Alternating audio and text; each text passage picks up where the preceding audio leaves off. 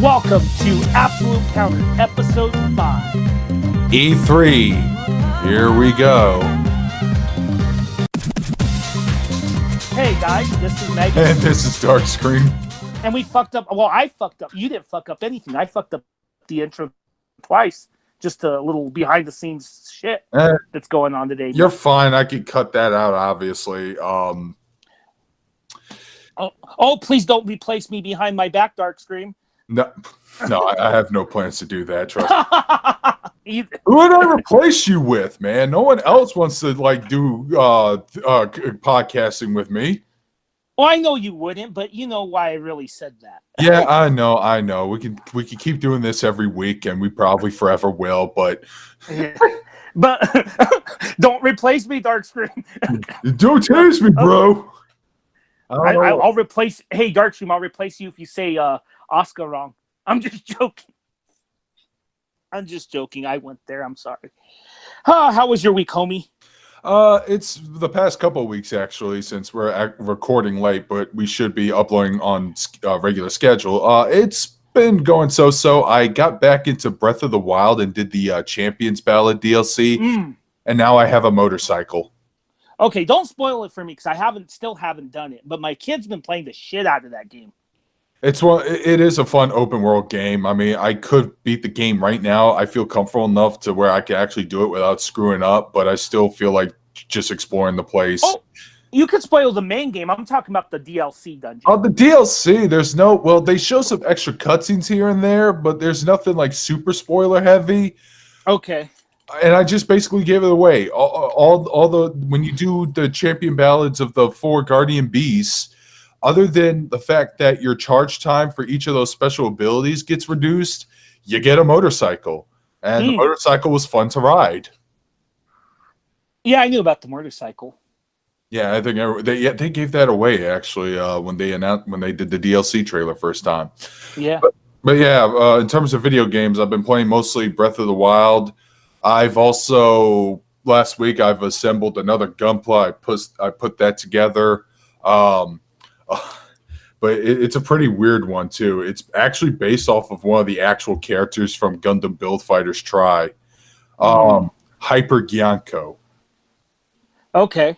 One of the characters. She's like a big fan of the Gyan mobile suit that Makuve from the original series pilot. It kind of looks like a knight. So yeah, they made a Gunpla of her as cosplaying some goofy looking armor. I mean, if you Google image her, the Hyper Gyanko, you'll see what I mean. I picked that up like several months ago at a hobby store, like way in the outskirts of town that apparently has been around for a while, but my friend and I didn't notice that till recently. Yeah, so just to kill time, I assembled that this week while playing some stuff on Netflix in the background, like Austin Powers and Red vs. Blue. The earlier seasons. I haven't seen anything past season 10. And yeah, it was pretty easy. It took like, I don't know, 2 hours or so. You're really into the Gundam bottle building these days, aren't you? Yeah, it's a pretty calming hobby, and you got some awesome kits. And it's rewarding too, calming and rewarding at the same time. Mm-hmm. Oh, I do have something to talk about, but if you're not done about your Gundam hobby, continue, good sir. Well, I am done with that. The last thing I want to talk about is there's this Netflix documentary series called "The Toys That Made Us." Oh, that's a good doc. I've seen it before. I've only seen one episode, and I wanted to watch the Star Trek one because Star Trek's production history always fascinated me, and I am a fan of TNG. And it's a really good episode. The next episode I'm going to watch is the Transformers one, obviously, because that one also has an interesting history, considering that Transformers is not really an original concept. They just bought up licenses of other toys that had similar gimmicks and tried to merge all into one. So I watched the He-Man episode because I'm a big He-Man guy. How was it? It was good, but I wouldn't recommend watching it now. At the time it came out, it was good. Here's why. There's about a 2-hour doc on the entire He-Man franchise on Netflix. Oh, that sounds awesome. Is it worth watching? Oh, fuck yeah, watch it. So they cover everything. They cover the original series. They cover the Dolph Lundgren movie. They cover the New Adventures of He-Man, which I remember. They covered the fantastic underrated, which I have been saying years on my channel, the fucking fantastic underrated overlooked He-Man 2002 animated series. I know what you're talking about. I used to watch that all the time on the weekends too. It's a really good series. And it still holds up well because I actually own the DVD set, but if you don't, they're all on YouTube. That's so there awesome. you go. Yeah. So they're all on YouTube. And then unfortunately, they don't get into the excellent DC series that came out around in 2012. They mention it, but you know. Oh, comic? Yeah, the DC comic series from 2012 is excellent. I never heard of it before. Oh, I'll send you links afterwards. Here's the wonderful thing about it. It's He-Man, but PG-13. Maybe slightly R. But not overly gratuitous. Awesome. Yeah, so it's a perfect balance. So there's that. What I did want to talk about though is this is something that I've been talking about since maybe about February, even in Xander's podcast. Remember my problems with my PS4? Yeah. Well, my friend gutted it open this week and clearing all the fucking dust out. It was pretty bad. Ooh. 4 years of dust. No, almost 5 years of dust. Oh, the fan was clogged up that it wasn't moving because I even bought an extra cooling unit. My kid played a whole day of Devil May Cry 5. Not a problem. You played about 10 minutes, blackout. Isn't that right? No, I haven't played it. I've been playing. I know you said no, it was Resident Evil 2. You were playing a few minutes of Resident Evil 2 and then it just blacked out on you. Yeah. Problems. Yeah, that's the game that I identified the problems with. But no, it was overheating with Devil May Cry 5 as well. Yeah, it was because I guess the RE engine was too powerful or it was just overheating it. So, but my kid played RE5, not RE5. I wish he wouldn't play RE5. RE2. RE2. Yeah. No. Devil May Cry 5 is what I meant to say. Okay. So that proves that it's working. Oh, that's good. Yeah, because like I've been playing Trails of Cold Steel, it wouldn't overheat at all, even before the cleaning with Trails of Cold Steel. It shouldn't, right? No, I mean it was a game that was designed for PS3 and Vita. Yeah. So I mean, yeah. So that game it did overheat, and I never saw overheat with say like fucking like fighting games. No, I don't expect that. Like, okay, we did a stream. We did a stream with Soul Calibur back in March when the problem started. Yeah, and I don't remember you losing connection or anything in those broadcasts.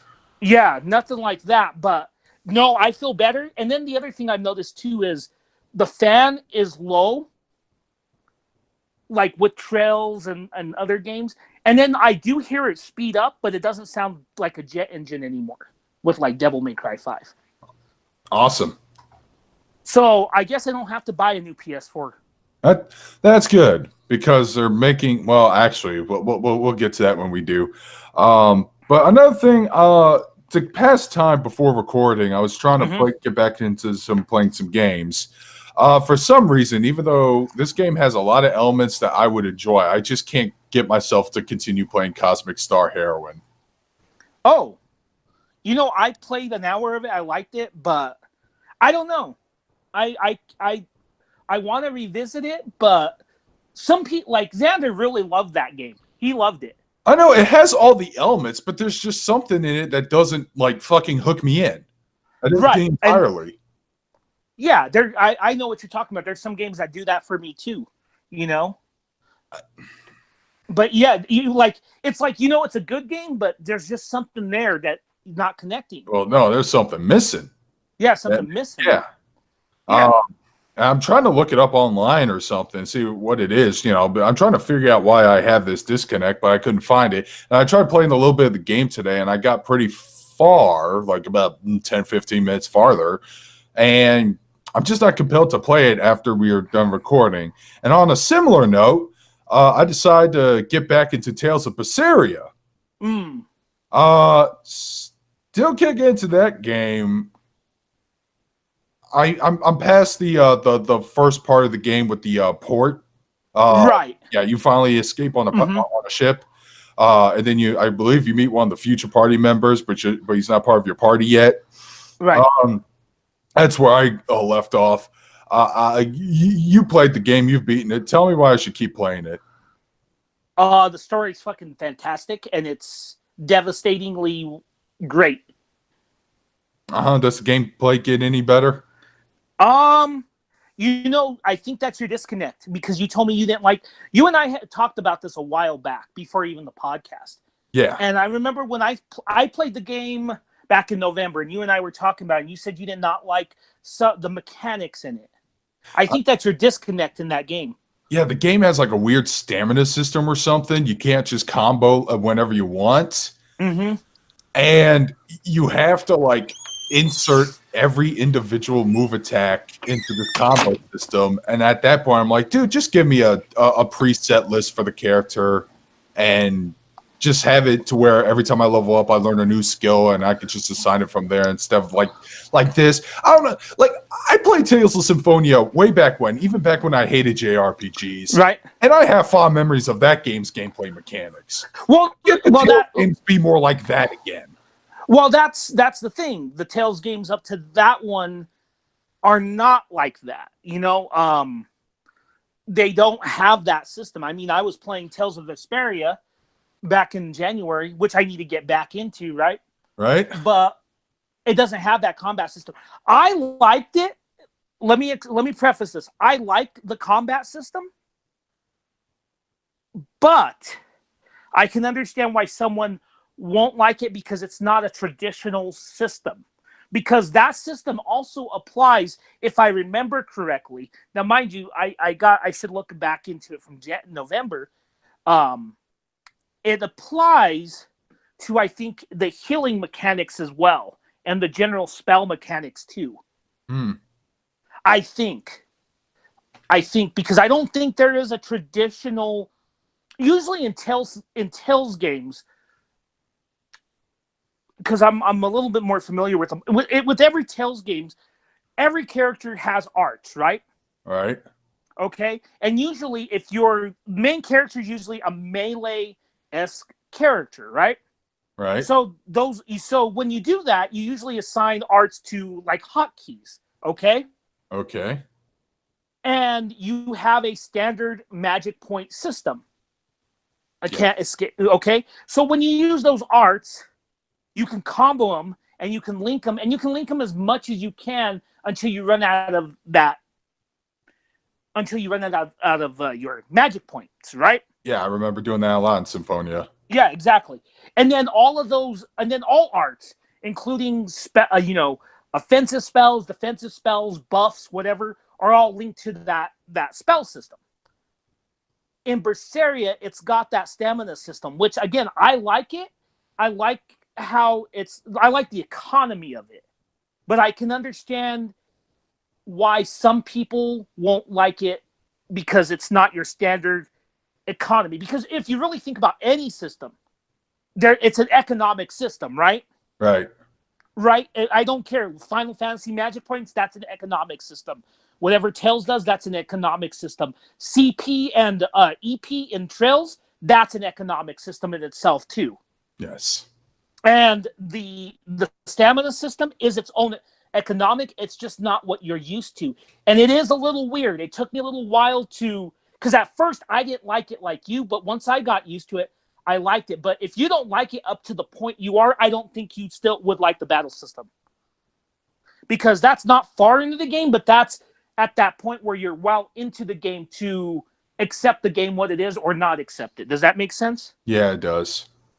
So if you want to continue, that's up to you. But if you're not feeling that combat system, you know, I want to I can continue because I understand. do like the story and the main character a lot.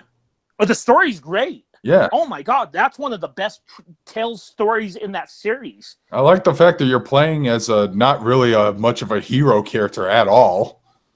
You know, Pretty fucked up backstory. you know, he's not as fucked up as as her, but I like Yuri from Tales. I keep mixing up Tales and Trails now. Fuck. Tales of Vesperia, because Yuri is a anti-hero as well. Cool. Yeah. I also want to try out Vesperia because every Tales fan is telling me I need to play that one because it's up there with Symphonia, but I want to finish Vesperia first. Yeah. Once you do it, get Vesperia, man. All right, I'll try. Great. Speaking of Tales games, this is a good segue. You heard about the new Tales games at E3? Yeah, was it called Tales of Arise? Tales of something like that? Yeah. Yeah, that was one of the things I noticed. Right now I'm just kind of leveling. Well, my expectations are tempered, middle of the road. I guess this is a perfect time to talk about what we saw in E3. In which case, we're not going to take this conference by conference. No. We're going to be all over the map. I do have a list of points I want to talk about, some games I want to talk about, some stuff I'm excited for. But I'm not going to talk about the EA conference because I didn't even fucking watch that one. Didn't watch Ubisoft. Speaking of Ubisoft, like, wow, okay, no more information on Beyond Good and Evil 2. Good job there, buddies. I'll talk a little bit about Bethesda because that irritated the fuck out of me. I got some things I want to say, both nice and very mean. But other than that, we're just going to take it by like a game by game cases. Okay. Hopefully, those three everything you're interested in hearing. I'm just letting the audience know. And yeah, okay, let's start with the Tales. Let's transition to Tales now. Real quick, those 3 press conferences, I don't give a fuck about. So there you go. Same here.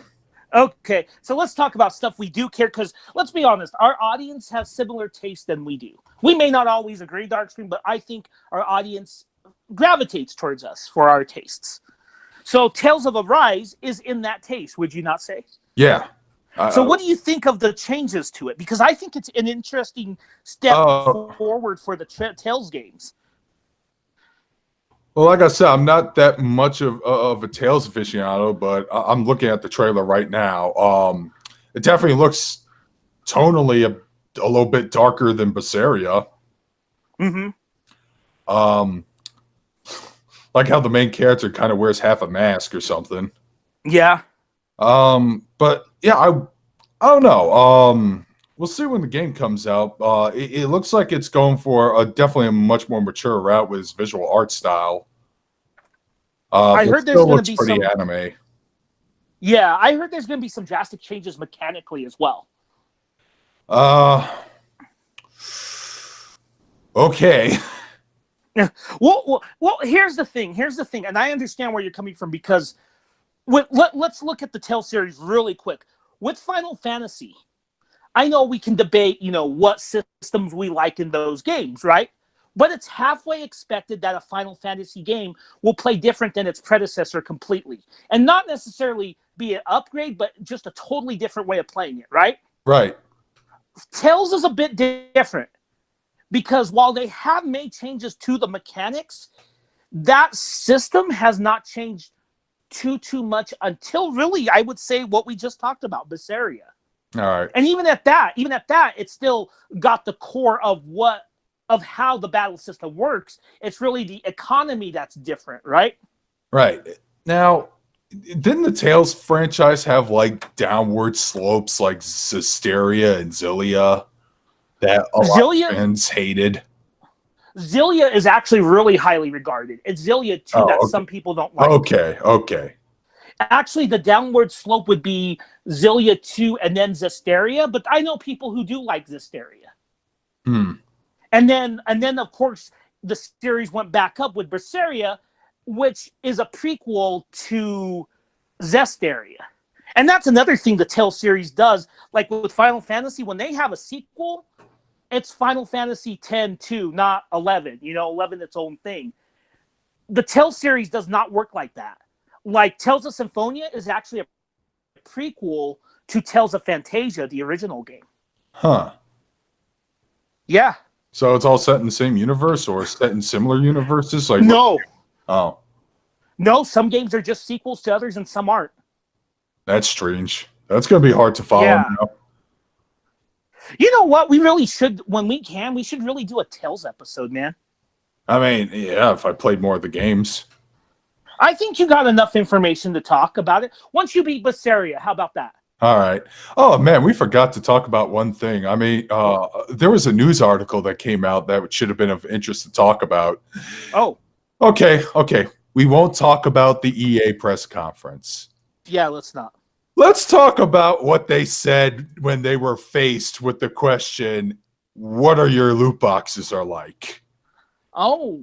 You didn't hear about this? No, I did not, because I don't care about EA.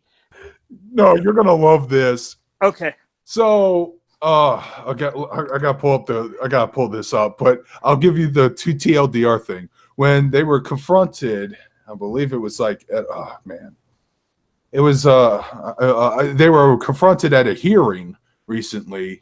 I'm trying to find that fucking article right now. And when they were asked about their loot boxes, hey, are your loot boxes, do you think they consider them gambling? This is what they fucking said. What? They said, oh, they're not loot boxes. They're surprise mechanics. What the? Fuck you. Yeah. Not you, them. I know. Fuck you, dude. Oh, shit. Yeah. Oh, man. Like, oh. You could just find it anywhere. It's been the talk for like the past 3 days. They're really desperate and pathetic trying to justify their fucking shady business practices, which is causing them like a lot of goodwill lost, which is a damn shame because certain developers are going to get caught in the crossfires because of this. And here's my stance on this. I am also of the idea of I don't want government intervening with video games in development. Right. But unfortunately, this is what's going to fucking take for them to stop. Like, they're not going to learn their lesson any other goddamn way. And I really hate to do this. It's like a last-ditch resort. Because, okay, here's the thing. I know some people are going to be like, well, then don't just buy them. And you're right. I'm smart enough to not buy them. I know they're fucking gambling. Here's the problem. A, there are some adults out there who unfortunately have an addiction. And B, I hate to pull the will somebody think of the children. But there's going to be children who, by the way, are probably in a point where they grown up to where video games weren't like how we grew up with them, where DLCs were not a thing. That they probably think that this is the norm, and they're going to trick their parents into buying the shit for them. Exactly. And like, I'm sorry, the sliminess. I don't like loot boxes or anything. Not even in Overwatch. I don't care if you can earn them. Yeah, fuck Overwatch. Okay. I got to say something. I'm not going to defend Overwatch. I was just going to say this. Years ago, there's this little game come out, May of 2016, called Overwatch. I had some fun with it. You had some fun with it, right? Yeah, I had some fun with it. It's not a terrible game. I just don't like the loot boxes, even if you can earn them by ranking up. Yeah. The loot boxes were bullshit. I know someone who made excuses for them, but he could go fuck a knife. Anyway, but anyway, those loot boxes, yeah, it was like, we're going to have special Olympic skins when you get one. Yeah, you want to get all these cool-ass skins for characters you play as, and you have to get them in, like, timed, limited season loot boxes, and the odds of you getting it are, like, slim to fucking none because you're going to get a bunch of worthless trinkets that you don't care about. Yeah.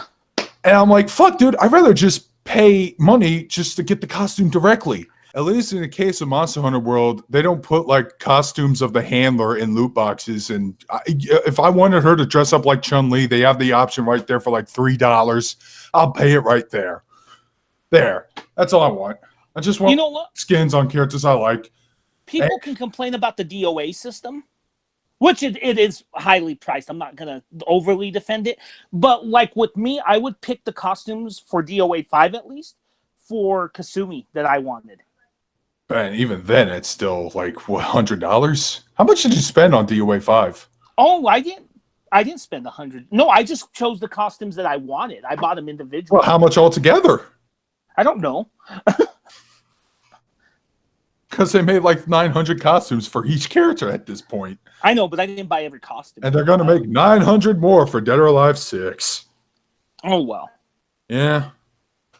Or they should, you know what they really should do? They tried, but they should go the Namco Bandai route. And what's that? Create your own costumes. Yeah.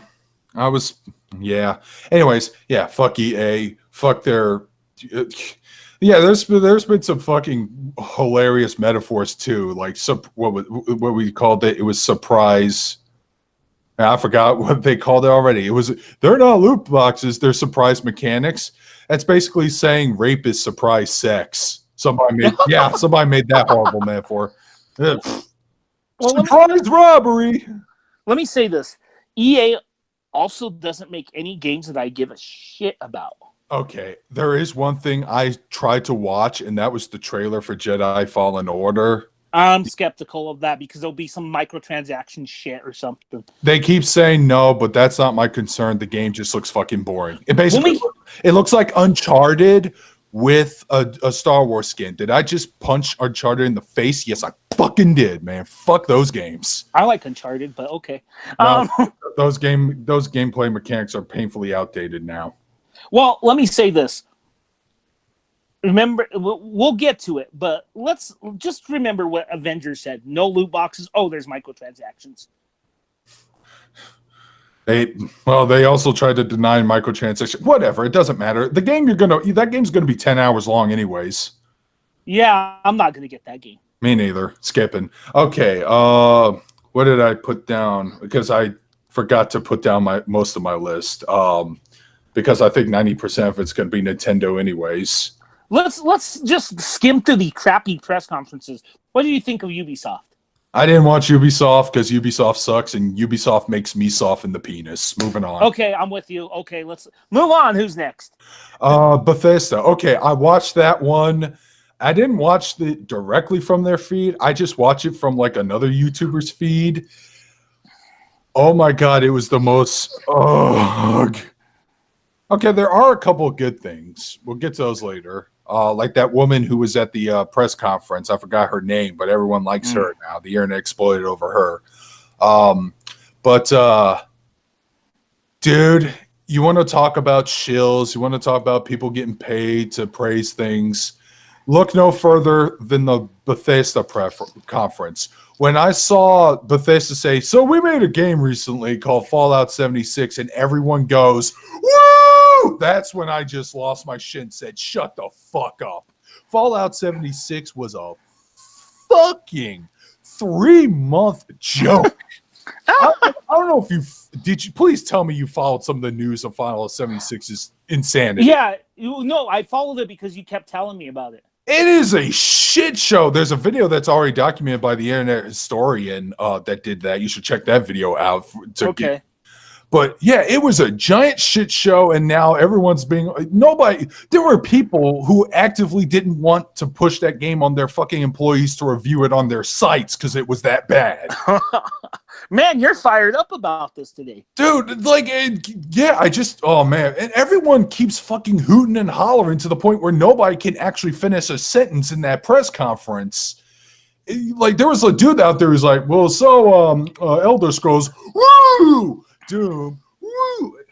I fucking, it was annoying. And yeah, like the new thing about Fallout 76, we now have NPCs. Oh, what the fuck? Oh yeah. I don't know if you know this.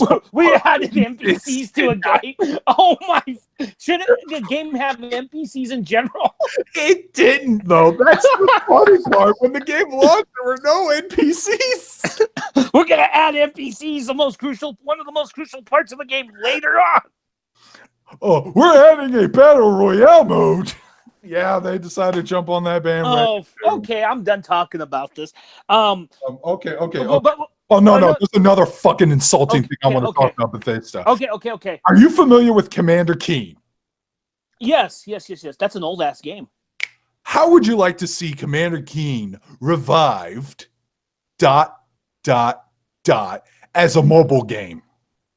Okay. Well, anyway, that was another episode of Absolute Counter.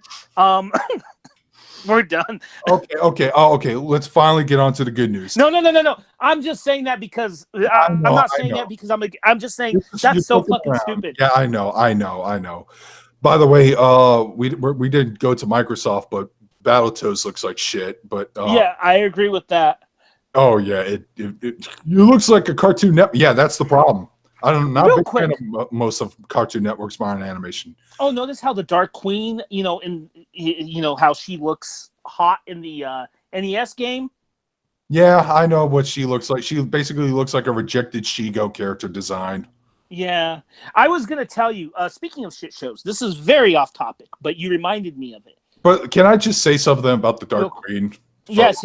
You can't say. Okay, like in a weird devil's advocate way, the Dark Queen, I always considered her, even at the time, to be a very generic character with That's a generic, sexy, villainous design. And the fact that she's called the Dark Queen doesn't help. That being said, however, for this reboot, they could have actually made her something more than what the original had. And it looks like they're going backwards. But anyways, go. Okay, now it's your turn because I do want to wrap it up with some good news in regards to Bethesda. Okay. Do you think they made her conservative due to the PC environment? When I want to say, I really want to say no. In a perfect world, I want to say no. But I wouldn't be surprised if that question gets brought up and they actually flat out say, yeah, we did, because that's what people are answering. That's how they're answering the questions nowadays. Just like with Mortal Kombat 11. Seriously, the way they designed the way they tried to justify their hypocritical character designs was just flabbergasting. Okay. Yeah. We'll get to character designs. I think I know what you're leaning into, but let's wrap up Bethesda with some good news. Okay. Doom Eternal looks great.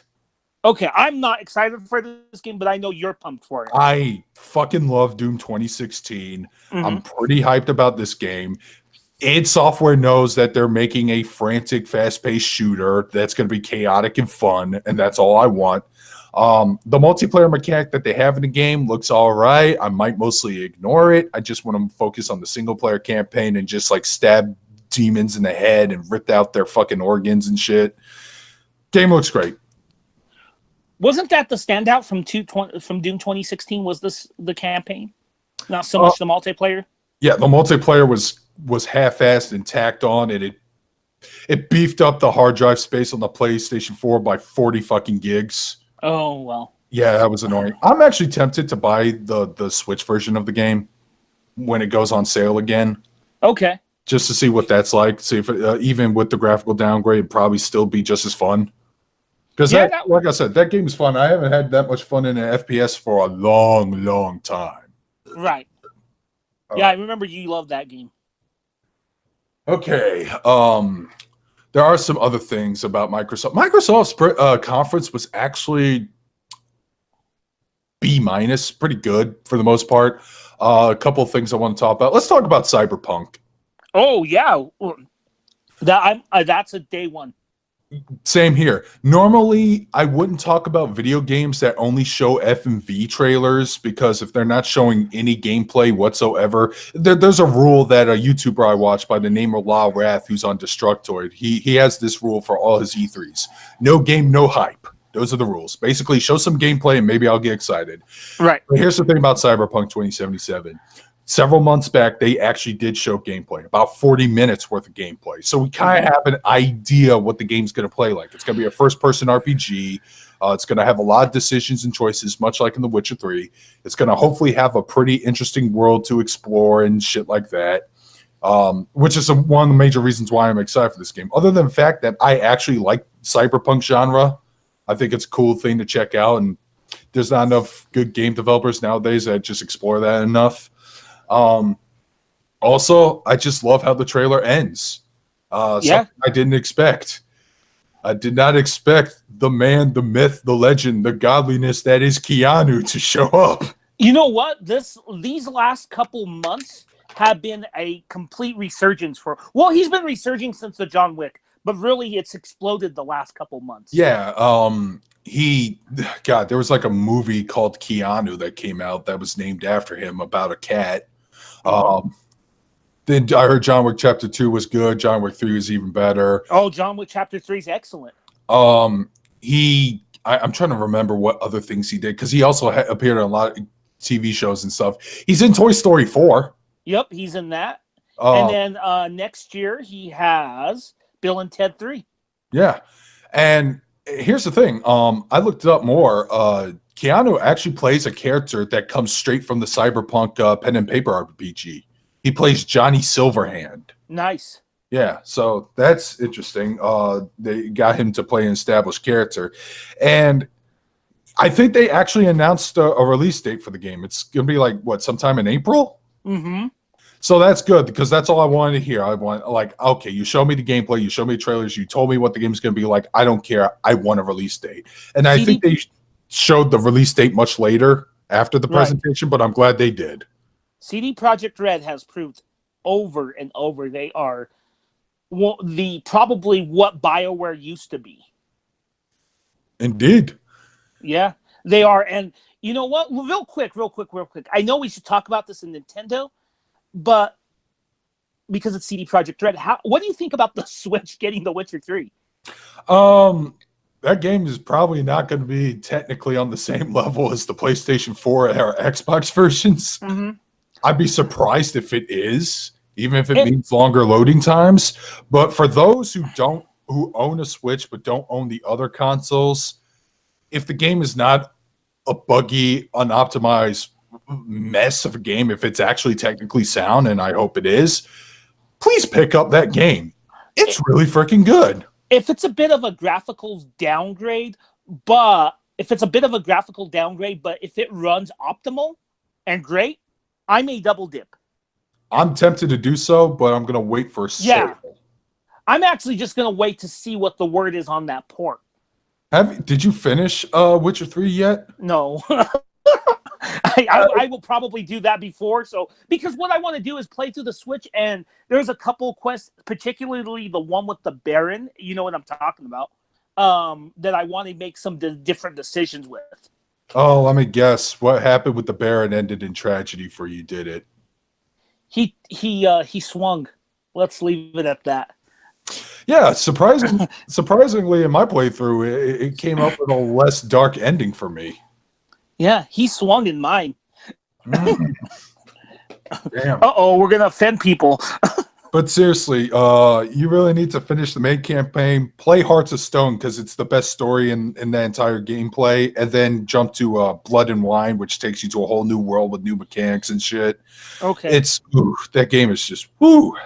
It's a good game. Oh yeah. I can't praise it enough, man. If you play a little bit of Witcher 3, then you would see why I would be hyped for Cyberpunk 2077. Yep. All right. So what else was at Microsoft? Some people are excited that Phantasy Star Online 2 is coming. I'm going to make a sound right now. Let's see if you can hear it. Okay. All right, here we go. Just got to get ready. Hear anything? Oh.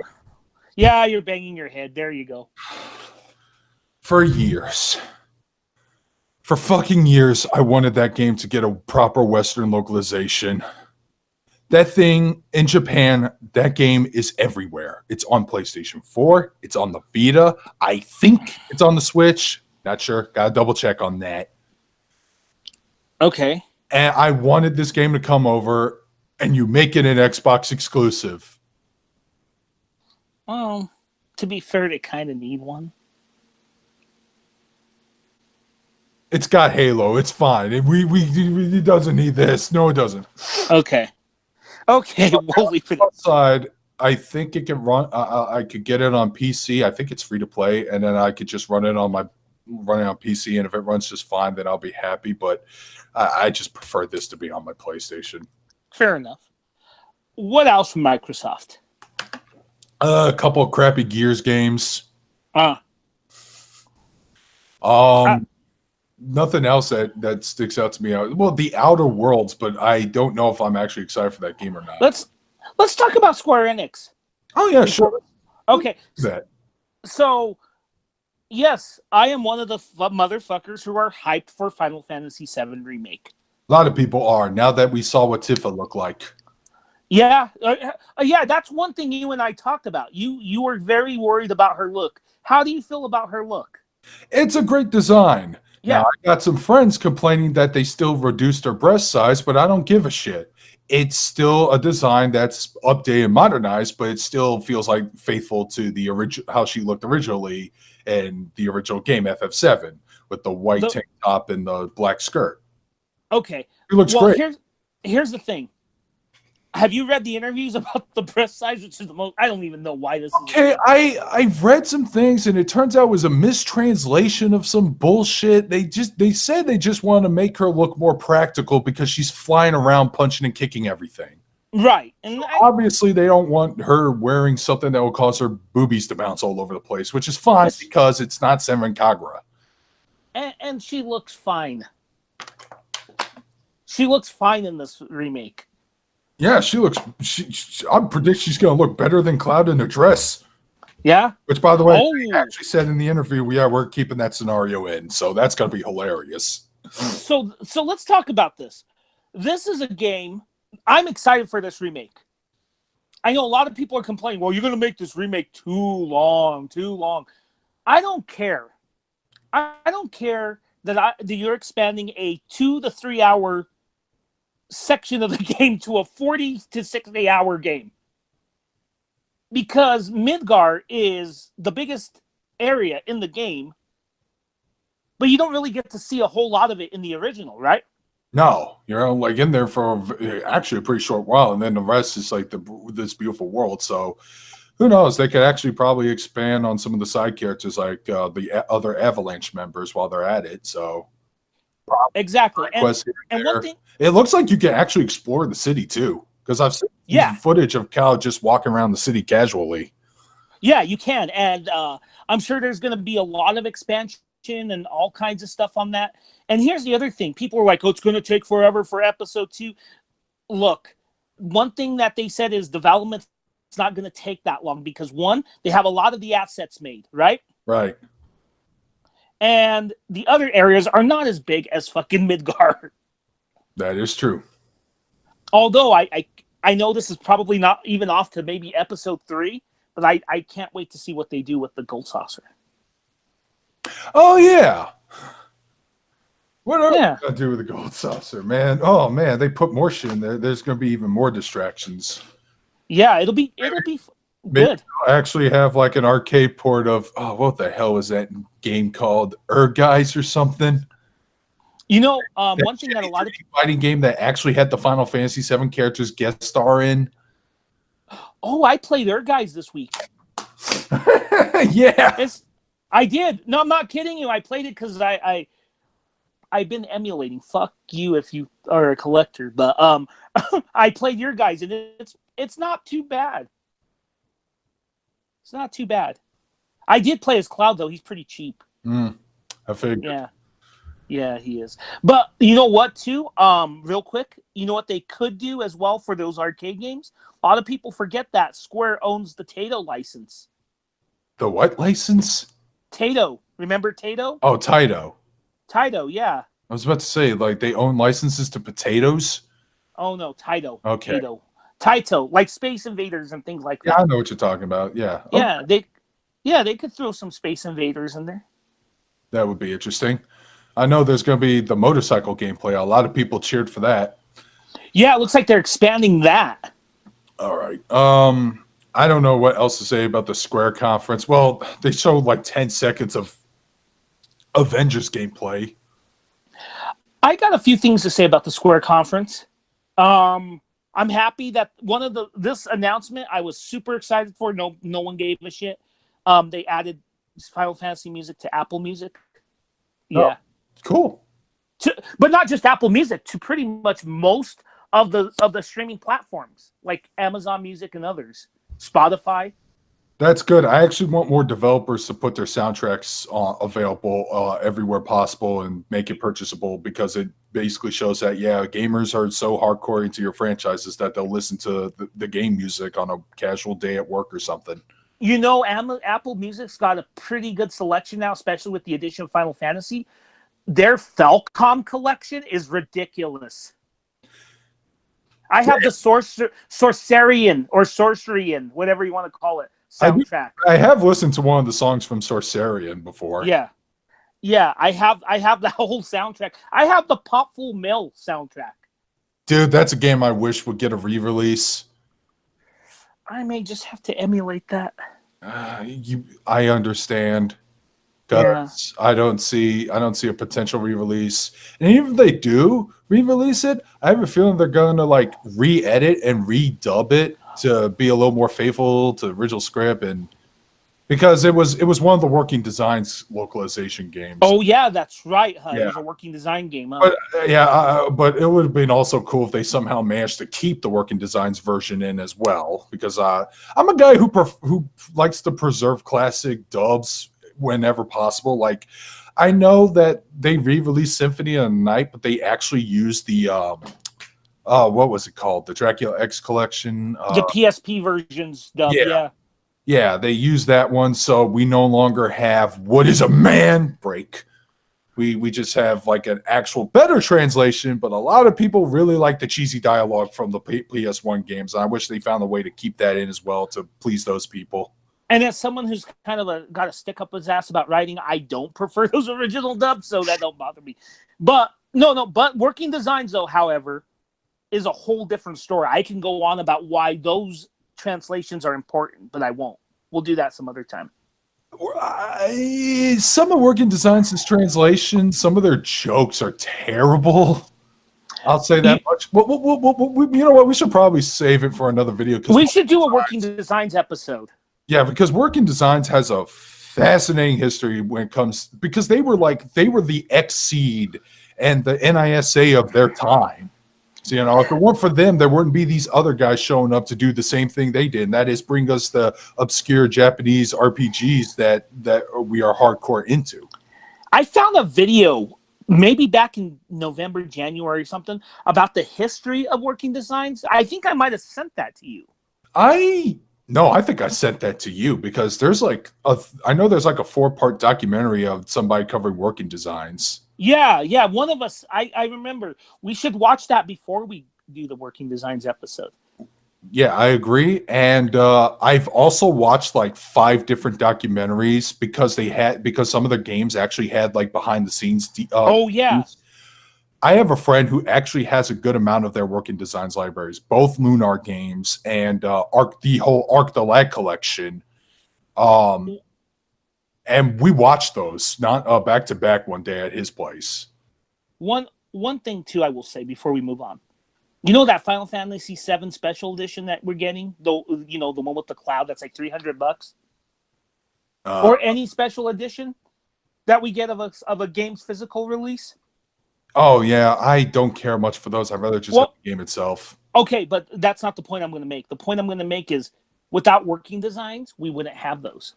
That is true. Working Designs really did care about their products. And they did come up with that concept, because before Lunar Silver Star Story, there was nothing like that. Yeah. All right. Anyway. Let's move on to some Nintendo now, since we're close to wrapping up. Real quick, are you looking forward to the Final Fantasy VII Remake? I want to.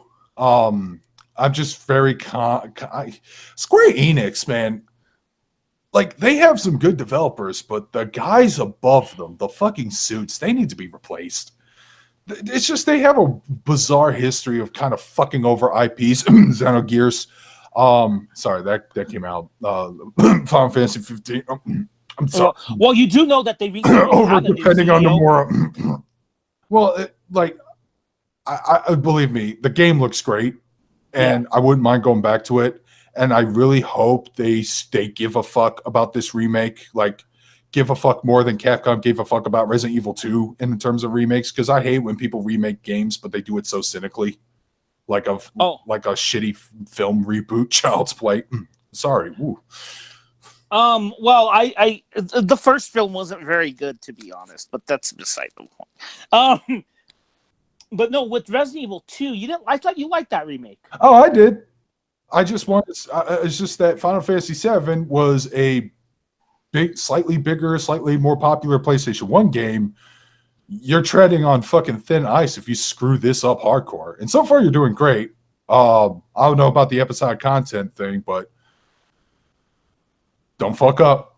Real, That's all I gotta say. real quick, couple minor things from the Square Enix conference. Final Fantasy VIII coming on Switch. A lot of people happy about that.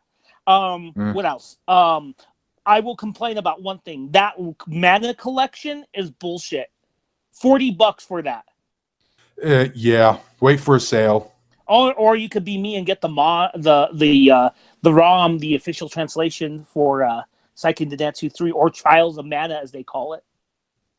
I got the ROM, so there you go. I think I'm just gonna wait for a sale when it get for like $20 or something. I don't. And then I get it. These games are so fucking old that they should be like $10, and I understand. But like, dude, it's like I want to play this if when I'm taking a shit. Okay. Okay. I can't do that with a laptop. It's a pain in the ass. I tried. Anyways. Okay. But anyway, there's it wasn't a bad conference though. Yeah, it was pretty good. The event, it ended with the Avengers, but it only showed like 10 seconds of gameplay. It's no Spider-Man PS4, that's for sure. Yeah, I wasn't too impressed by that. Okay, Nintendo. Okay, they won. Yeah, I agree. I hate to say that because it makes us feel like fucking ass kisses of Nintendo for the past couple episodes, but yeah, they won. No, fuck that. No, if we praise them, I don't care. When they deserve praise, they deserve praise, and I will keep praising them until they fuck up. Well, they did kind of fuck up with the Animal Crossing no cloud save thing. You know what? Here's my thing. I'm not an Animal Crossing fan. Me neither. So I don't really care about that game. But the other things they had, let's see, Panzer Dragoon. Yes, let's bring that dead franchise back. Thank you, Sega. Sega's actually bringing their dead IPs back to life. I like them for doing that. Denver, why did I say Denver? Sega has been doing a good job the last couple of years too. Let's see. Let's talk about the two new guest fires for Smash. I'm happy with them. I'm not a big fan of Banjo-Kazooie's game, but good for people good for them for bringing him in, and of course people love him. I really need to play Dragon Quest, which we'll get on to talk about a little later. But I'm glad the hero or the heroes, because apparently when you switch different costumes, it's actually different Dragon Quest protagonists. I'm glad he's in the game, and I've been streaming for like the past couple of months, and I have a conversation with one of my viewers. Apparently, there are some salty Kingdom Hearts fans who are upset that character is getting prioritized over Sora. Look. Well, I'm just doing this to point and laugh at Kingdom Hearts fans. Well, my son's a Kingdom Hearts fan, so don't do that. Okay. I'm pointing at the guy behind him. Okay. Anyways. No. Not all Kingdom fans. Look. Kingdom Hearts is not a Nintendo. But Dragon Quest is a huge ass IP when you take into Japan's perspective. Yeah, exactly. It's pretty big. Here's the thing about the Dragon Quest thing. I'm happy about it. As for Banjo-Kazooie, I don't have a single connection to that game. I never played it. I don't want to play it. It's cool that they're adding them. I'll try them, but it's just not my thing. But again, you're going to have characters that aren't your cup of tea. You know what I mean? Not everyone... Yeah, I mean, like, I'm not a big fucking, let's see, Animal Crossing fan, but they have Animal Crossing characters. That's fine. Yeah, I'm just saying I'm more excited for the hero than I am for Banjo-Kazooie. I'm with you. So, I'm more excited for the hero, I haven't played a Dragon Quest game to completion, but that will lead me into this. I want to get Dragon Quest 11 for the Switch. Oh, yeah. And I'm a dilemma because I want to play Dragon Quest 11 now, which I can. But I don't know if I should, because I don't know if I should buy the Switch version now. I can too, but I think the Switch version is going to be far superior. I mean, it's got an orchestrated soundtrack. That's true. They have a feature to where you can switch the game to like a 16-bit style, which might be done as an apology to the Western 3DS fans, because that game is available on the 3DS in Japan, right? Yeah, right. So what they did for its dual screen feature is that the bottom screen is actually like the overworld map, and it looks just like a 16-bit Dragon Quest game. And I thought that was neat. and then they're like, yeah, we're not going to release it here in America because America doesn't care about the 3DS anymore. You know what? I'll be honest though. You know what I could do instead of playing Dragon Quest 11? I have 7, 8, and 9 on my 3DS, and I remember years ago I used to praise the shit out of 7. Remember? Yeah. I like 7. I don't know why I stopped playing it, but I could go back to that. I still have that game. Here's the thing. I have Dragon Quest 8 for the PlayStation 2. I found a copy of it sitting somewhere like way back when. I picked it up for like, I don't know, $20. I have the 3DS port, so I'm good there. And I have 9. I heard the 3DS port actually censored some content, so I don't. We'll see.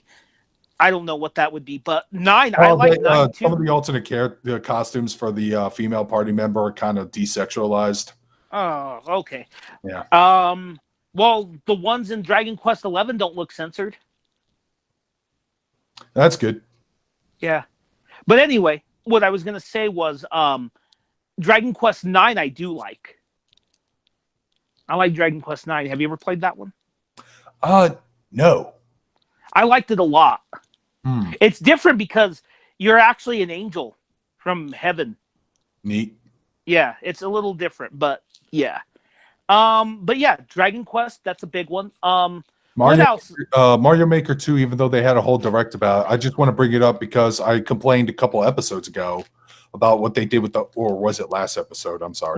Maybe it was last episode. Yeah, it was probably last episode. It's just that I'm sorry. It's bi-weekly when we record these things, but they finally addressed that dumb problem about the multiplayer, and they said, okay, we're going to patch it in, and you can now play multiplayer with your friend. So I'll try to pick up the game sometime in the future. I wish I could pick it up right now, but I can't. I can't either. God, man, because that looks like such a fun game to play, man. Who doesn't? Who? If you hate Mario, you got to be a soulless machine at this point. Yeah. What else? What else in that Nintendo? The new Contra, which I'm interested in because it looks like it's a twin stick shooter, which fits the Contra style. I didn't see that one yet. There is a stupid looking panda character, but you know, anyone who complains that Contra characters look stupid, remember Contra Hard Corps had a werewolf. See, I wouldn't know because Contra's weird. Does it start off as like your generic Rambo clone, and then it just got weird with the aliens and shit later on in the game? Well, it's funny because some games get weird and some games stick to the Rambo ones. So there you go. Okay, they only show a trailer for this game, but I'm glad they're making a No More Heroes 3. Oh, yeah. So that kind of justified my purchase and buying Travis Strikes Again, which I said before. The game is actually really boring with the exception. Like everything else about the game is fine. The visuals, even the secondary character, Badman, and the story about the fucking video game console and the weird, goofy cinema scenes of regarding them. Those are all great. But the main gameplay itself is kind of a snooze fest. Okay. Biggest fucking problem. Well, at least think about it this way. At least you're getting 3. Yes. Apparently we're getting a Breath of the Wild 2. Yeah, I'm very excited about that. Man, because I don't know what they're going to do. I don't know if I'm going to even finish the first game in time because I'm just keep getting lost in that world all the time. I get the game, its open world is really fucking well done. See, I beat it, but I keep revisiting it. See, I'm just doing all the side missions. I have this weird way of playing open world RPGs where I do everything else first, then finish like the main story. Right. But there's so much to do in that game that, like I said, you know, you could beat it, and then there's still, like, I know there's like a town you can build. Like my son has done things that I didn't do. You know what he did? He bought a house. In Breath of the Wild? Yeah, he bought a fucking house. I didn't know you could do that. Yeah. I forgot what town. Once I'll text him, and once I find out what town it is, I'll text it to you. But he bought furniture, and he bought weapon stands, and he has a shield stand. It's a cool fucking house. He owns his own house. Dude, the thing about Breath of the Wild, I love it and hate it for the fact that the game doesn't hold your hand a whole lot of times. Exactly. And I didn't know that you could buy a house until he could buy a house. So he told me about a house. I didn't know this until like a week ago, but I've been collecting these items called Korok seeds. Wait, okay. About the expansion for your weapons? Yeah, I did not know about that. Oh shit! I found that out pretty much early on, but still, the game doesn't hold your hand though. No, but it totally helps with the whole weapon degradation system a little bit because now I get. That's like my only criticism that I want addressed in Breath of the Wild 2, by the way, is there's something about the fact that I'm fighting with cardboard in that game, please. I really hate it. I hate the fact that I swing my sword 5 times and all of a sudden break, it's in pieces. Yeah. Well, you know what? We'll have to talk about Breath of the Wild in depth because there's still more of that Nintendo press conference. Yeah, I know. You know what? Let's go into overtime because I still have a lot of things to talk about in Nintendo's press conference. We need to talk about Pokemon Sword and Shield. Oh yeah, I'm excited for it myself. I am too, but apparently some hardcore fans aren't because there's some controversies about the game's development. Apparently, not every Pokemon is going to be available in that game. Well, that's been the case for older Pokemon too. Apparently, you could actually through. It was supposed to be transferable originally. Actually, through the 3DS games, yes, you could get all of them in the 3DS games, but games prior to that, you couldn't. But whatever. I haven't played a Pokemon game since Yellow, so I might actually pick this one up and be excited for it. I definitely like the Dynamax gimmick they have in there, where basically your Pokemon turns into a giant kaiju. Right. The raid battles sound like a lot of fun with friends. It's better than it sounds better than competing. You know what I do like about this new Pokemon too. It's going to be interesting as someone who's you've played old ones as well. Every Couple game, of them, yeah. This is going to be the first time that you can play a Pokemon game, an actual real Pokemon game on your fucking television. Yes, that's a big major plus, and I'm glad that the Switch has done some good things, not just for the consoles, but for handhelds as well. Well, I look. I'm always been a staunch defender of Pokemon games being on portables only because that's how they're designed. With the Switch, though, the Switch is both, so it makes sense. You know what I mean? Mm-hmm. It makes sense. With the way a Pokemon game is, it couldn't be on something like the Wii U or the Wii or the GameCube or anything. But I do think the Switch, it does belong on.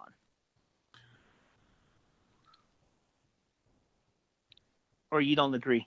Oh no, I agree because it's a game where you basically play as a traveler anyway. So why not emulate that same feeling with a handheld game? Exactly. So they're probably gonna have some kind of weird gimmicks when you bring that thing undocked to places and probably stumble another Pokemon player or something. But either way, the game looks great. Wooloo's a cute looking Pokemon, and I don't know which main I'm gonna pick. It's a choice between the rabbit or the monkey. Probably I always pick the monkey. I always go grass or water. I never go fire. So it's definitely not the fire one. All right, so I'm glad that Nintendo loves Luigi's Mansion again. That new one looks like it's going to be fun. Oh yes, because I don't know. I actually played and loved Luigi's Mansion back when nobody cared about it. So when the game was relatively new, it's interesting because Luigi's Mansion is basically the Mario franchise's take on a survival horror. When you think about it, that's true, and I like the one on the 3DS. I haven't played that one, but I wanted to. The Dark of the Moon or something. That one's pretty cool. Dark Mansion. And then last fall they re-released the original Luigi's Mansion. Yeah, that's good. On the 3DS. So I'll probably have to pick that up because that's one thing Nintendo did say is even though they don't have games in active development, they're not ready to kill the 3DS yet because it's still selling like hotcakes, which is crazy. Probably, yeah. Not sure. I know what you're crazy. I can't think of anything to say. That is crazy because I can't fathom that thought. People still buy the 3DS, like play the 3DS still. I get. But I still play my 3DS. Hell yeah! Like there are people out there who are still purchasing these. Okay. Yeah, they're still selling. They're still selling enough money that Look, why is Nintendo making so much money from the Switch, right? But they're still selling fucking 3DS handhelds. I know, it's ridiculous. Yeah, there's a lot of people still buying them, and you know what? It's still a great gift for people because it's got a fantastic library. True, true. It's really got a great fucking library that's accessible to get, and I mean, I still turn mine on. I I still play mine. I So still there need you to go. turn mine on and actually finish the second part of Devil Survivor 2. I got to play that game too. I That have it. game, yeah, I do too. That game is so fun. I wish they made a Devil Survivor 3. Did you like Devil Survivor 1? I have both of them. I never played the first one, though I You heard should. good things about it. Yeah, play the 3DS remakes because they balanced out. I'll tell you this: the original Devil Survivor at the end, the difficulty spike was ridiculous, but Hmm. they resolved that in the 3DS port. And I heard the same thing about the Devil Survivor 2 port too. So, I never played the original Link's Awakening, but oh, the remake does look pretty cool. Link's Awakening is very special to me. You know why? Why? It's the first Zelda game I ever beaten. Interesting.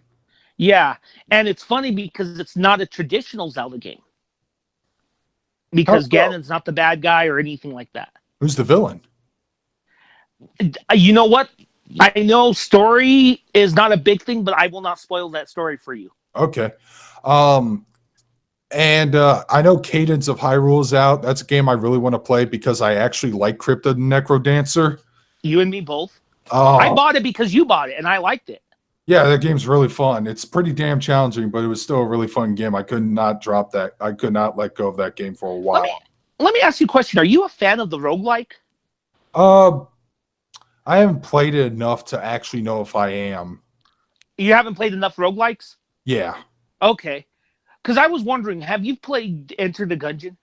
heard about it a bunch of times, and I know you love that game. Speaking of Enter the Gungeon, didn't they in Devolver Digital's press conference? Didn't they make a Yeah. rail shooter of that game? A light gun arcade game. Dude, that is House of the Gun Dead so too. fucking awesome. Yeah. Oh, Devolver Digital. Well, that game was so Conferences are super. fucking hilarious, man. Dude, they did such a good job with Enter the Gungeon, and it was such a success that they made a light gun game for it. And I guess that Dodge Roll, the company that did develop Enter the Gungeon, they're developing their next game, and I'm excited for it. Nice. You should really play it though. You should.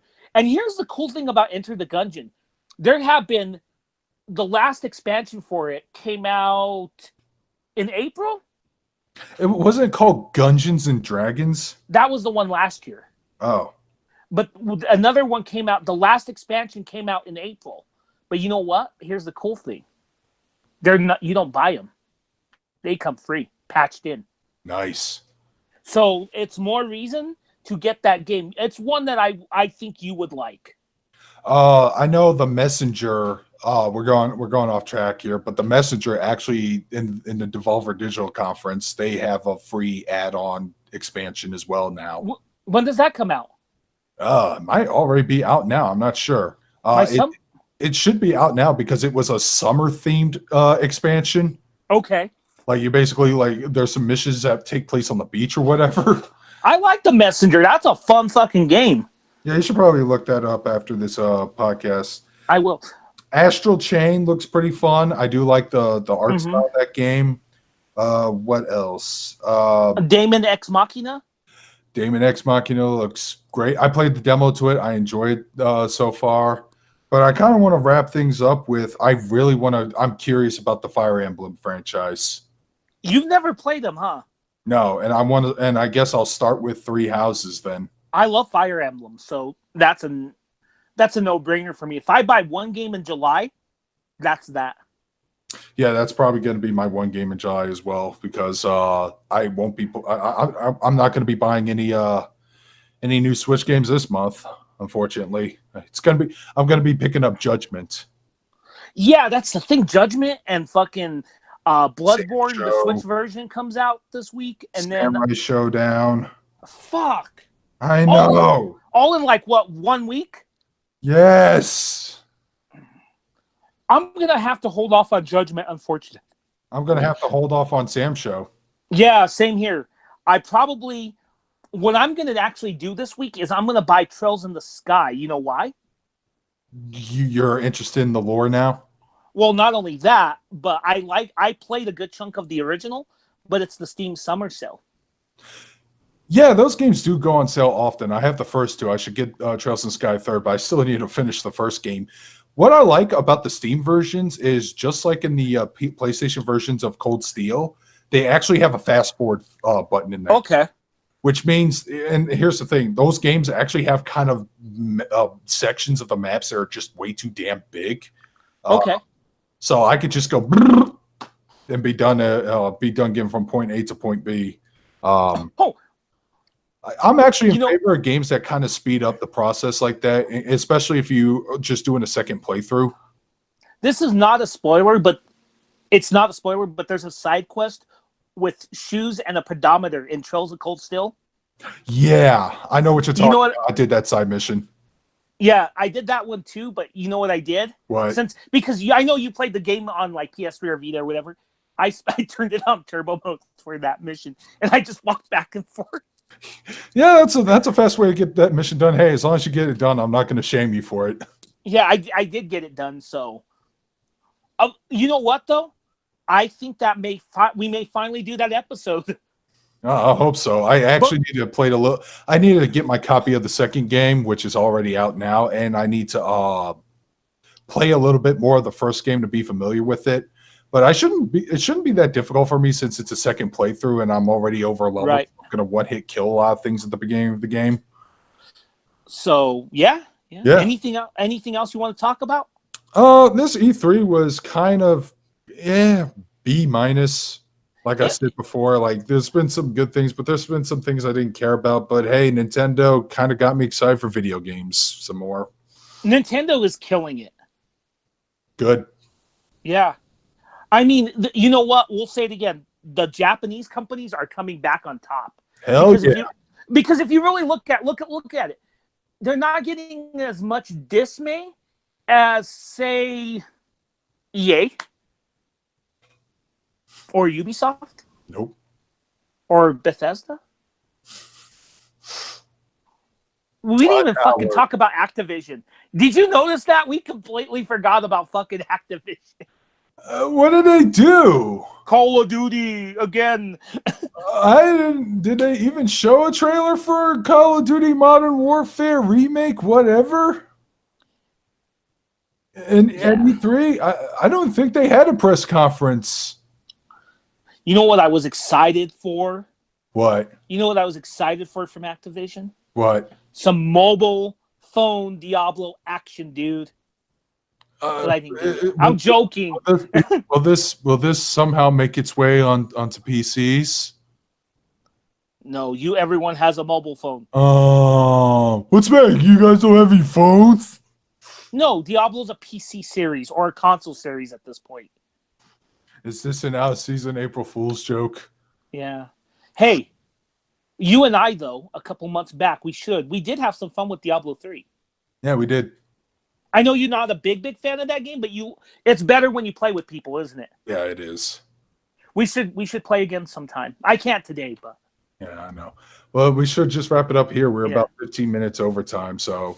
All right, let's do it. All right, y'all know where to find Magus YouTube channel, youtube.com/MagusX1, and I'm mostly uploading this on my channel, so you already know where I'm at. And with that, this is Darkscream signing out.